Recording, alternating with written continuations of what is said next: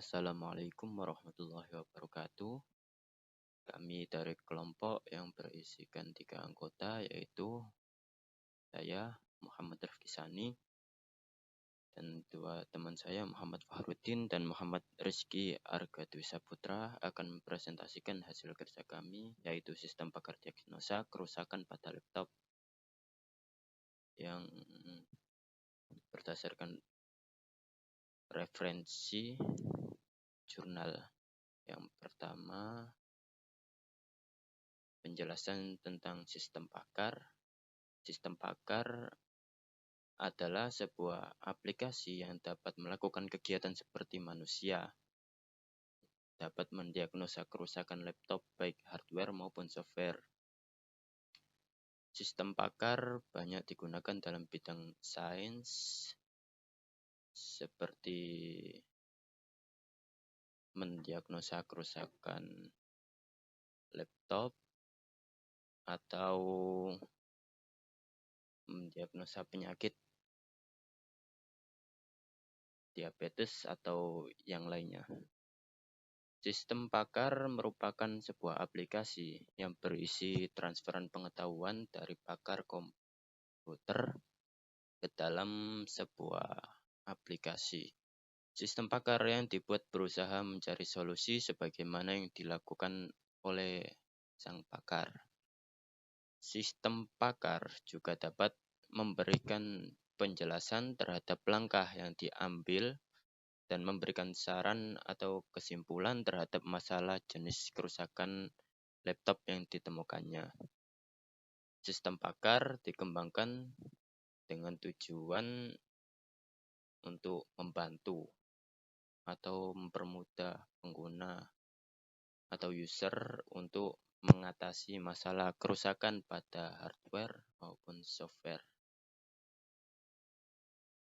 Masalah dan tujuan: banyak pengguna yang belum memiliki pengetahuan terhadap pemecahan masalah kerusakan laptop.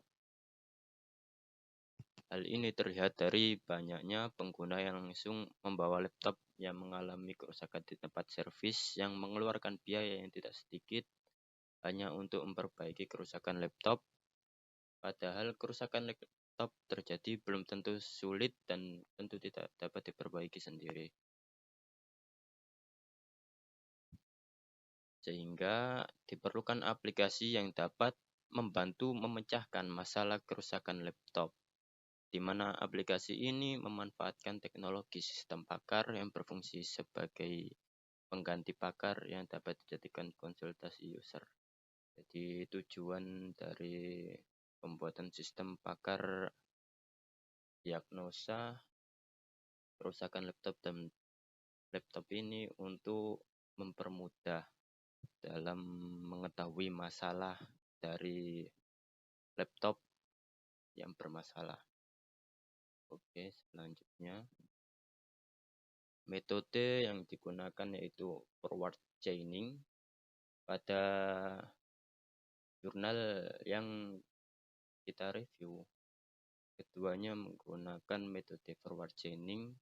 Sistem forward chaining yang digunakan untuk menguji faktor-faktor yang dimasukkan dengan aturan disimpan dalam sistem hingga dapat diambil suatu keputusan. Forward chaining atau penalaran yang maju dimulai sekumpulan fakta yang diketahui ke dalam memori kerja, working memory, kemudian menurunkan fakta baru berdasarkan aturan yang premisnya cocok dengan fakta yang diketahui.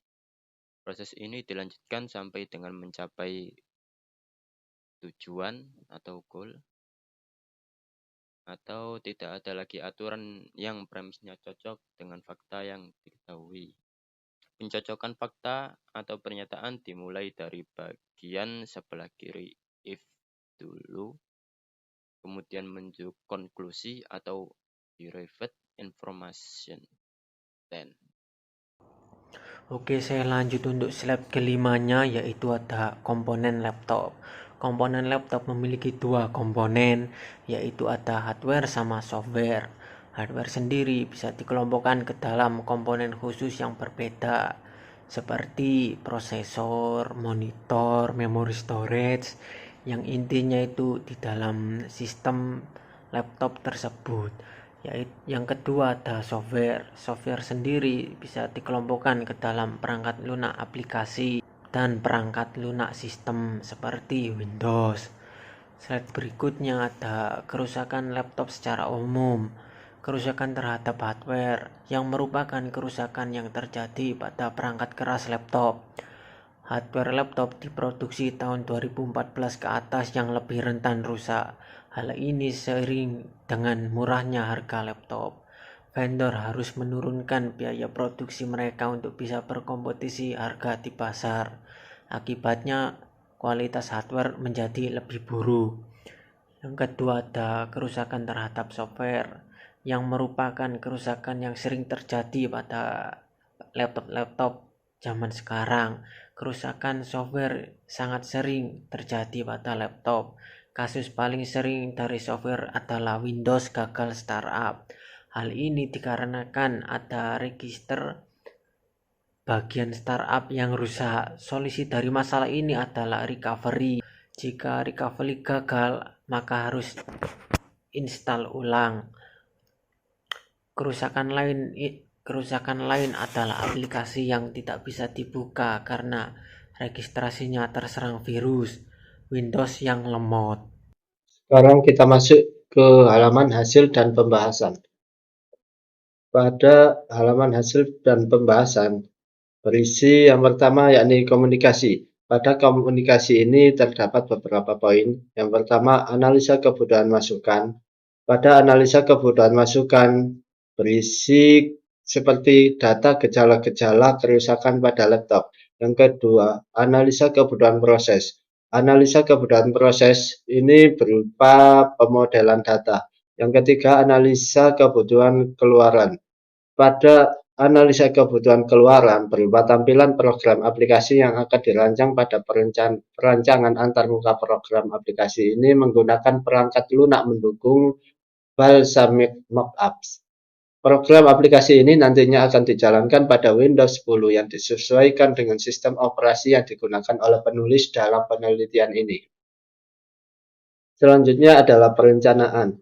Pada perencanaan ini membahas tentang spesifikasi perangkat keras dan lunak komputer yang mendukung. Selanjutnya pembuatan model. Pada pembuatan model ini berisi rancangan model berbentuk diagram seperti diagram use case, state card diagram, activity diagram, dan juga sequence diagram. Selanjutnya yakni perancangan sistem. Pada perancangan sistem ini berupa interface atau tampilan aplikasi yang sudah berjalan.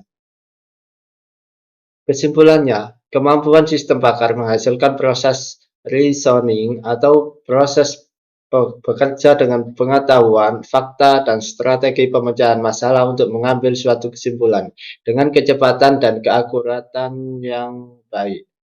Sistem pakar yang dikembangkan memiliki kemampuan untuk melakukan knowledge sharing antara user, program, dan pakar.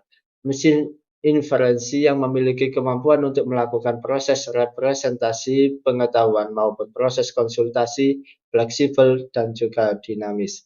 Sekian dari kami. Wassalamualaikum warahmatullahi wabarakatuh.